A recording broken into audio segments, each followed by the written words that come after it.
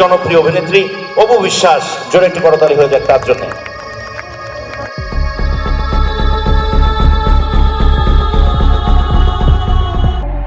শুধু ওপার বাংলাতেই নয়, হট নায়িকা এপার বাংলাতেও আছে। মিমি চক্রবর্তীর বিতর্কিত পোশাকের পরে এবার তোপের মুখে পড়লেন ঢালিউড কুইন অপু বিশ্বাস। পরপর দুইটি পোশাক নিয়ে আলোচনায় জড়ালেন ঢাকাই সিনেমার এই চিত্রনায়িকা, যার ভিত্তিতে প্রসঙ্গ উঠে এসেছে সাকিবের দেশি নায়িকা রেখে বিদেশি নায়িকা নিয়ে কাজ করার বিষয়টি। সোজা বাংলায় দোষটা সাকিবের কাঁধে চাপালেও সাকিব আসলে কতটা দোষী, এবার সেই প্রাসঙ্গিক আলোচনায় এসেছেন কিং খান। তাই তার বিস্তারিত জানতে অবশ্যই ভিডিওটি না টেনে সঙ্গে থাকুন। সাকিব কেন দেশি নায়িকা রেখে বিদেশি নায়িকা নিয়ে কাজ করেন, সেই অভিযোগটা এখন প্রায় দেখা যায়। আর তার উপরে কিং খানের সিনেমায় কোথাও কোনো ভুল ত্রুটি অশ্লীল কিছু থাকলে তো কথাই নেই। বিশেষ করে তুফান সিনেমায় মিমি চক্রবর্তীর দুষ্ট কোকিল গানের পোশাকটি ছিল বিতর্কিত, কারণ সেটা বাংলা চলচ্চিত্রের জন্য ছিল একটা অশ্লীল পোশাক, কিন্তু সেটা তো ছিল চরিত্রের স্বার্থে পর্দায়।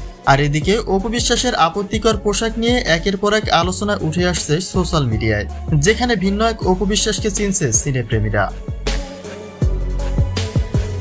পরপর অপু বিশ্বাসের এই বিতর্কিত পোশাক দুটি একটা প্রশ্নের মুখে ফেলেছে অপু বিশ্বাসকে, কেননা তাকে এর আগে এ ধরনের ড্রেস আপে কেউ কোথাও কোনোদিন দেখেনি।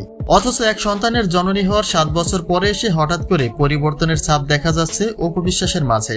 অপু বিশ্বাস নিশ্চয়ই ঢালিউড চলচ্চিত্রের এক গর্বের নাম, কেননা সাকিবের সঙ্গে জুটি বেঁধে পর্দার সেই অশ্লীল সিনেমাকে দূর করেছিলেন সিনেপ্রেমীদের জনপ্রিয় এই জুটি। তবে অপুর এমন খোলামেলা পোশাকে প্রাসঙ্গিকভাবে আলোচনায় উঠে এসেছেন শাকিব খান, কেননা তার বিরুদ্ধে একটা অভিযোগ থাকে তিনি কেন দেশি নায়িকা রেখে বিদেশিদের নিয়ে কাজ করেন, আর তাতে কেন অশ্লীল কার্যকলাপ থাকে।